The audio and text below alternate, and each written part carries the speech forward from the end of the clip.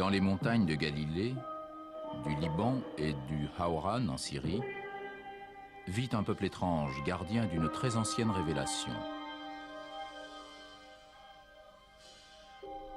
D'où vient ce peuple et quelles sont ses croyances?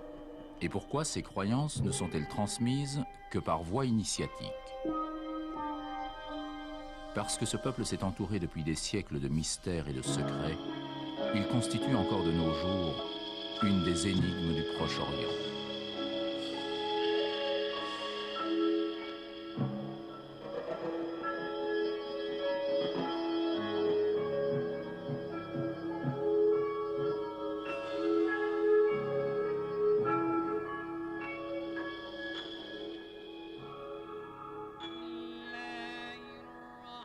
Les Druzes apparaissent au Caire 400 ans environ après l'avènement de l'islam, dans la foulée des courants mystiques et sociaux engendrés par le chiisme. Là, dans le rayonnement de l'université d'El-Azhar, dans une cité où juifs et chrétiens étaient en nombre égal aux musulmans, un calife, Al-Hakim, inaugure une ère nouvelle. Pressentant les guerres de religion un siècle avant les croisades, il rêve de fondre toutes les croyances en une seule religion universelle. Sa doctrine, fondée sur la confession de l'unité en Dieu, imagine une divinité totalement abstraite, dépourvue des attributs que les êtres créés lui ont généralement accordés. Aussi, Al-Hakim s'est-il efforcé durant sa vie de supprimer les rites et les cultes jusqu'au sanctuaire même des trois religions monothéistes.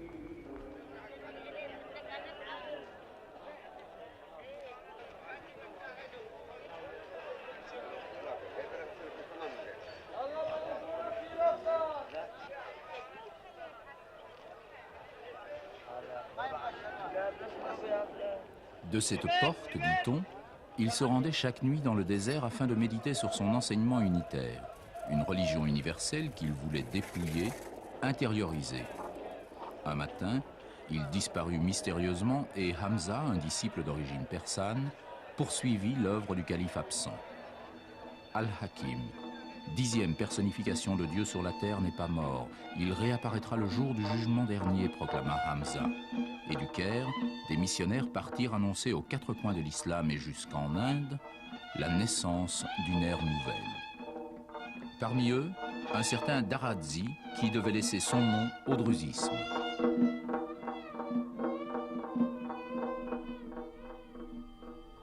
Cependant, les Druzes ont conscience d'avoir existé avant l'époque d'Al-Hakim et assurent qu'ils sont les continuateurs des ordres gnostiques anciens, ces ordres hermétiques qui tendaient vers la connaissance absolue de Dieu.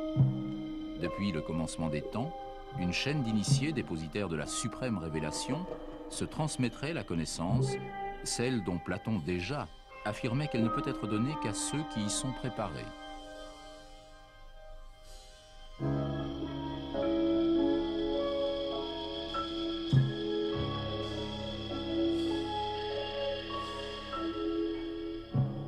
Le grand sage de l'ancienne Égypte, Imhotep, initiateur de son pharaon et créateur de la première pyramide à Saqqarat il y a 5000 ans, serait un des initiés dont se réclament les Druzes, tout comme Hermès Trismégiste, Melchisédek, Pythagore, Platon et Aristote.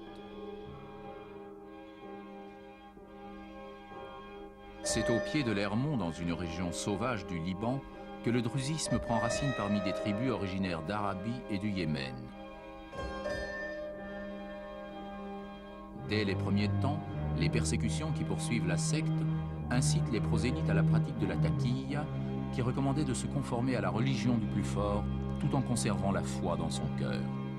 Ce principe de conduite a été suivi par les Druzes avec succès tout au long de leurs 8 siècles d'histoire, histoire intimement liée à la montagne libanaise, à l'abri de laquelle les clans et les tribus ont renforcé leur particularisme sous l'autorité des émirs.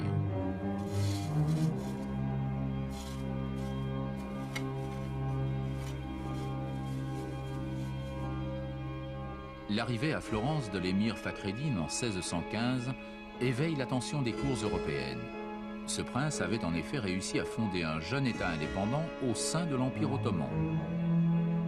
Prince des Druzes en Phénicie et au Mont-Liban, pouvait signer le maître de la montagne.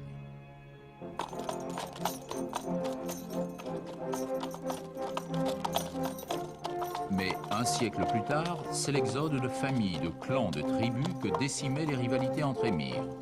Ainsi commençait le peuplement druze du Djebel Hawran en Syrie. D'autres exodes allaient suivre, notamment en 1860, après une intervention française en faveur des chrétiens maronites.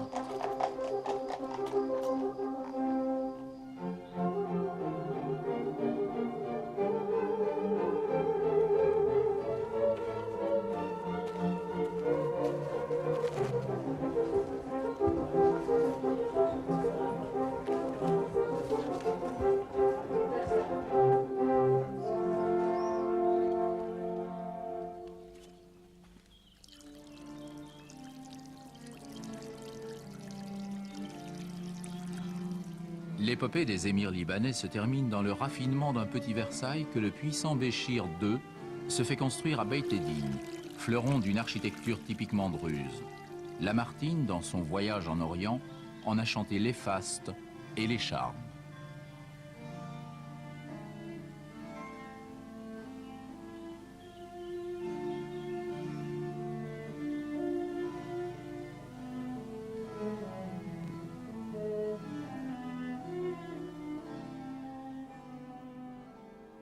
« 1925.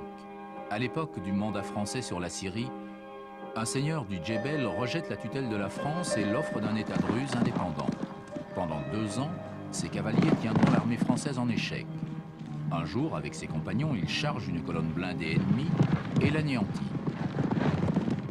Ses exploits sont encore souvent chantés dans les madafas du Djebel, ces maisons d'hospitalité où le voyageur peut trouver gîte et pitance aussi longtemps que cela lui convient.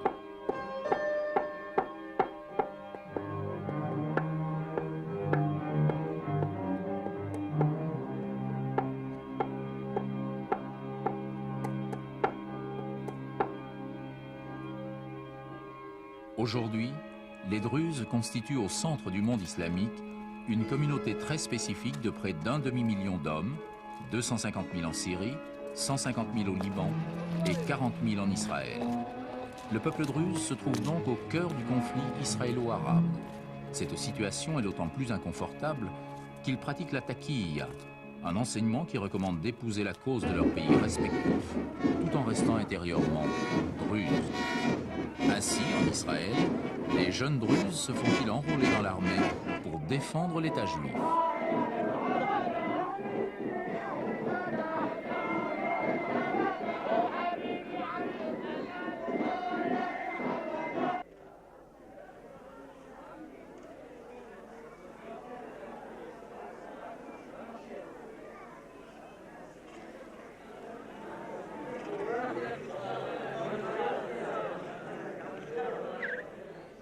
Aux funérailles d'un combattant druze, un ministre israélien se trouve côte à côte avec le chef de la communauté pour rendre hommage aux disparus.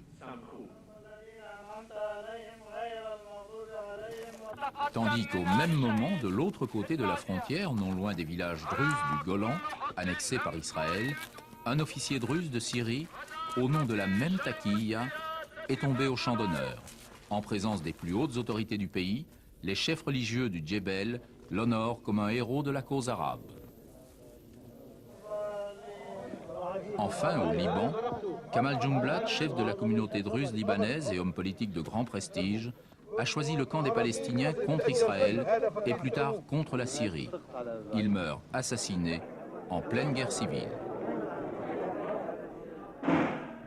Sa disparition est ressentie par tous les Druzes comme un deuil national.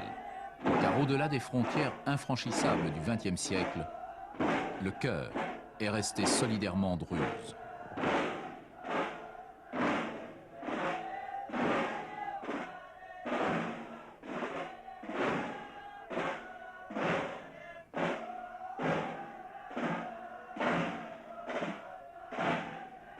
Ce jour-là, en Israël, il n'était plus question de brandir le drapeau israélien. Seules flottaient les couleurs druzes. Le vert pour la raison universelle, le rouge pour l'âme universelle, le jaune pour le verbe, le bleu pour le cosmos et le blanc pour l'univers corporel.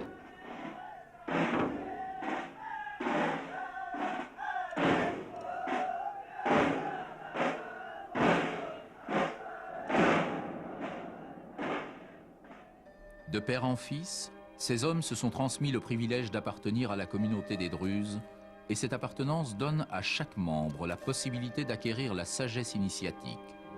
D'ignorant, il devient spirituel. Tarha blanche sur le front et veste à bandes verticales témoignent des divers degrés atteints dans la voie initiatique.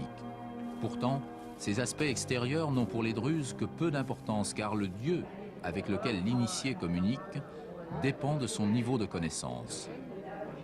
Ta contemplation vaut ce que vaut ton être, a dit Henri Corbin. Ton Dieu est celui que tu mérites. Il témoigne de ton être de lumière ou de ténèbres.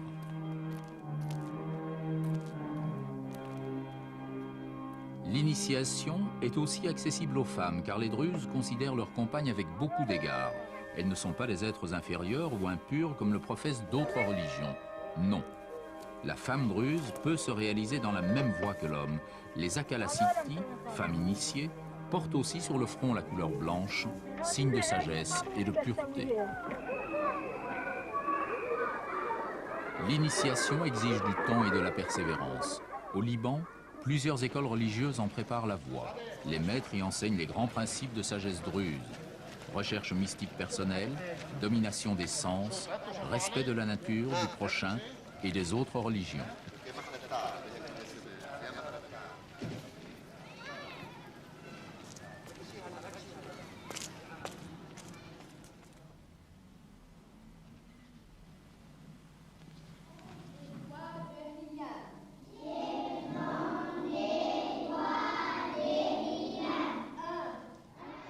Et lorsque, vers sa 40e année, le Druze atteindra la sagesse, alors s'ouvriront pour lui, devenu spirituel, les portes des Khalwa, maisons de méditation souvent retirées dans la montagne.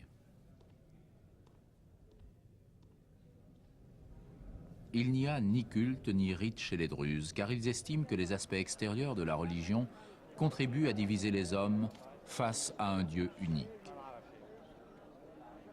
Dans les Khalwa, les initiés s'adonnent à la lecture des 7 livres de Hamza, cette cosmogonie sur laquelle encore aujourd'hui les commentateurs s'interrogent. Ce sont des écrits ésotériques, fortement teintés de réminiscences néo-platoniciennes, de sagesse indienne, de pensées puisées dans la Bible, l'Évangile et le Coran. Les initiés posséderaient même des ouvrages sacrés très anciens. Les Druzes seraient-ils les dépositaires de la suprême révélation destinée à assumer le gouvernement du monde? Les initiés en sont très conscients. Pourtant, ils restent paradoxalement repliés sur eux-mêmes sans aucun prosélytisme. Ils possèdent la connaissance, mais ils gardent le silence. Pourquoi? Parce qu'ils savent que la vérité ne pourra être révélée qu'au moment où l'humanité sera prête à la recevoir. Ne soyez donc pas surpris de rencontrer dans les villages de la montagne Druze, en Galilée, au Liban ou en Syrie, quelques sages, presque centenaires, capables de vous entretenir de Platon, de religions hindoues, du Christ ou de Mahomet, mais sur l'essence de leur propre croyance, ils ne sont guère prolixes, car ils ont le devoir du khatm, le secret inviolable vis-à-vis du non-druze pour tout ce qui est de leur révélation. Les Druzes ont un attachement particulier pour les travaux simples et modestes, et ils ont ce qu'on peut appeler la vertu de l'espérance, car pour eux, il n'y a pas de peine qui ne soit mêlée de joie. Il n'y a pas de descente qui ne soit suivie de montée.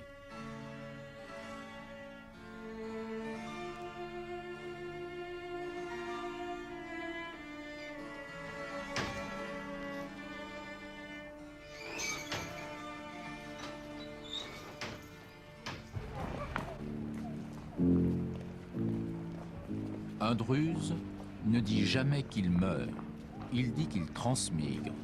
C'est l'étape la plus importante de sa vie, le passage de l'âme dans un nouveau corps.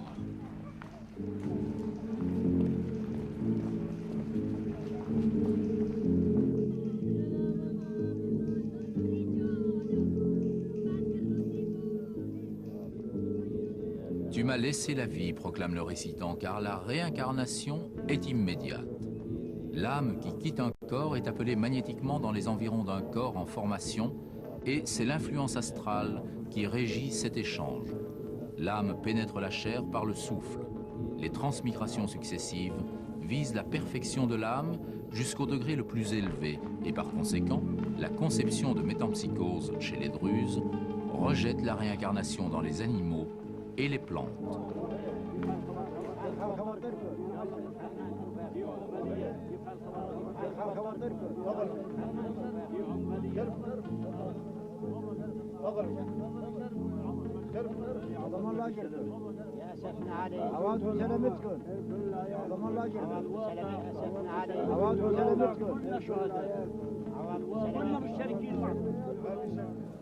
Les non-initiés sont laissés dans une ignorance relative de la révélation. Ils ont cependant le droit de visiter les tombes des patriarches connus de la Bible et des principaux saints des premiers jours de la chrétienté. La Galilée possède le principal sanctuaire druze, le tombeau de Jéthro, initiateur de Moïse. Jéthro aurait laissé dans la roche l'empreinte géante de son pied et cet endroit est particulièrement vénéré par les fidèles. Quant aux Druzes de Syrie, ils ont coutume de se rassembler sur la tombe d'Abel, le fils d'Adam, à quelques kilomètres de Damas. Les Druzes possèdent leurs propres tribunaux qui traitent des affaires communautaires, c'est-à-dire le mariage, le divorce, les successions et les biens appartenant à la communauté. C'est Hamza lui-même qui en a rédigé les lois, toujours en usage. Quand un unitaire a pris en mariage une des sœurs unitaires, qu'il la tienne en tout point égale à lui, a-t-il été prescrit. Ce code offre à la femme un statut très libéral. Il interdit la polygamie et la répudiation. Par contre, le divorce est relativement facile. Le mariage avec un non-druze est sanctionné par un rejet du sein de la communauté.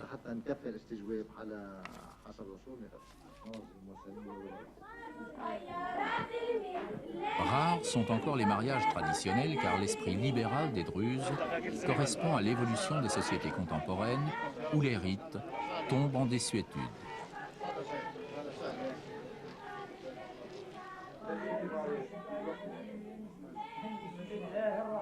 Le témoin de la mariée, les yeux élargis par le col, présente à l'Assemblée des sages les deux symboles du libre consentement de la jeune fille, l'anneau et le voile.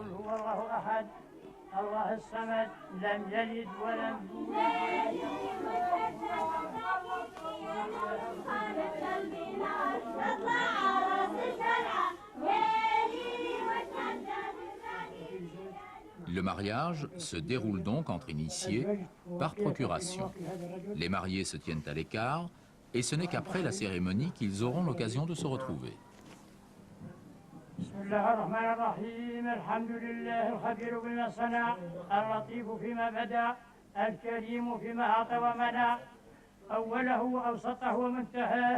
وهذا العقد المبارك يكون إن شاء الله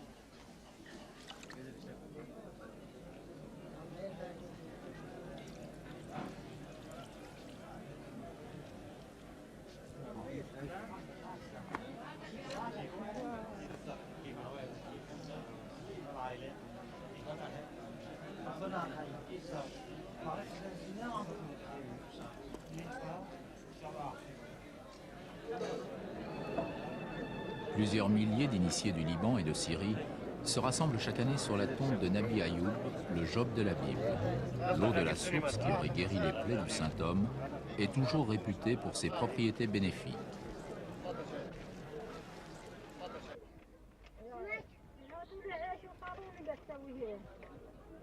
Après une dernière dévotion, les initiés gagnent le Khalwa, où ils peuvent méditer sur leur révélation, révélation qui ne repose pas sur la foi comme dans le christianisme, ou sur la soumission comme dans l'islam. Ce qui importe, c'est la conviction intérieure et le dépouillement de son moi empirique pour connaître l'absolu. C'est une religion d'ascète spirituelle à la recherche de l'authenticité totale.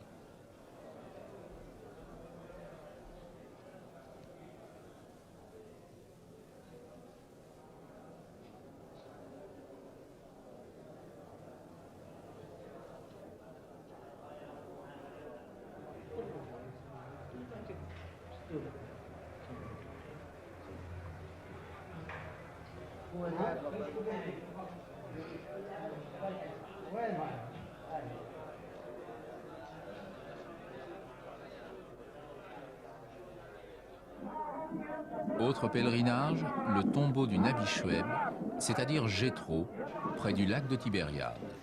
Les quelques 40 000 Druzes d'Israël, isolés depuis un quart de siècle de leurs coreligionnaires de Syrie et du Liban, ont pris l'habitude de se retrouver là chaque printemps.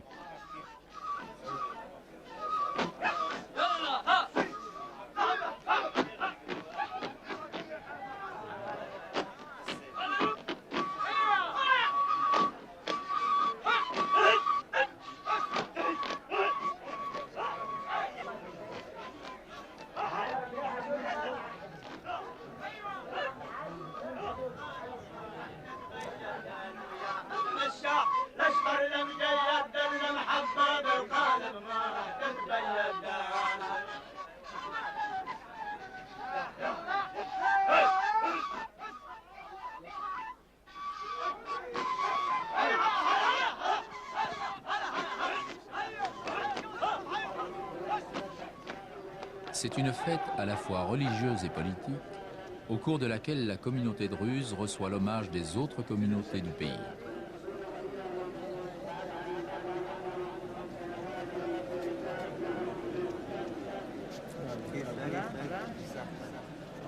Le triple baiser que s'échangent les initiés symbolise l'humilité du supérieur envers l'inférieur.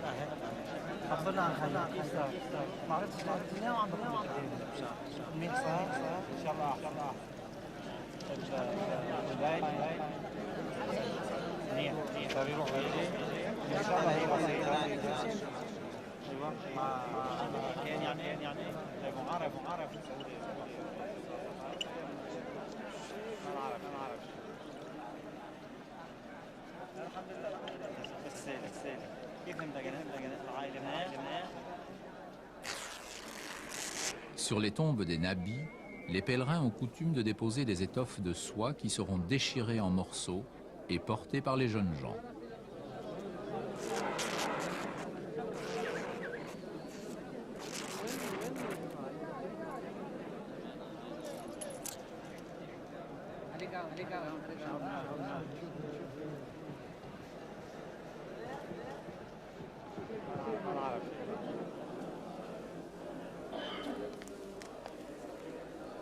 Dans la théologie druze, Jéthro apparaît comme un personnage important.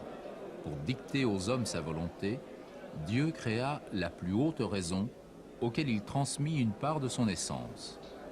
Jéthro est, avec Pythagore et Hamza, une des 7 incarnations de la plus haute raison, chargée de paraître sur la terre pour définir les vérités, chaque fois que l'humanité a eu besoin d'être maintenue dans le sens de son vrai destin. Aujourd'hui, les Druzes attendent une nouvelle incarnation de la plus haute raison. Elle se manifestera par l'apparition d'un grand sage qui aura la mission de réunir les différentes religions. Les prédictions situent sa venue avant la fin du siècle, à un moment où toutes les planètes connues des anciens se trouveront réunies dans un certain signe zodiacal.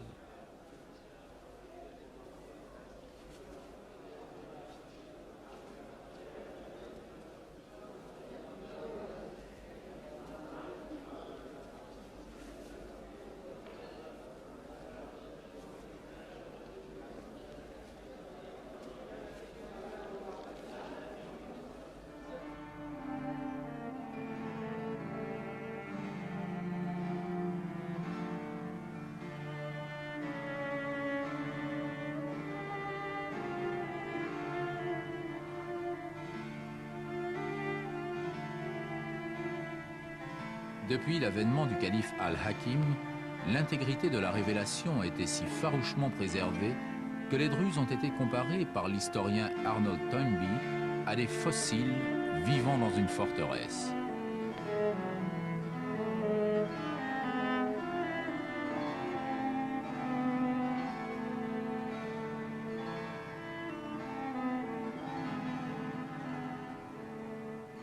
Et pourtant, derrière le double rempart, ordre secret et montagne inviolable, les Druzes ont toujours été les adeptes de l'unité, car pour eux, les cloisons qui séparent arbitrairement les croyances n'atteignent pas le ciel. Ainsi, chaque année, certains d'entre eux prennent le chemin de l'Inde ou de l'Occident, et puisent chez d'autres sages et dans d'autres religions une nouvelle parcelle de la vérité. Car dans l'Himalaya, au mont Liban, dans les montagnes d'Écosse et dans les Andes, l'initiation n'est qu'une. C'est la grande chaîne initiatique qui peut être aussi la véritable fraternité universelle.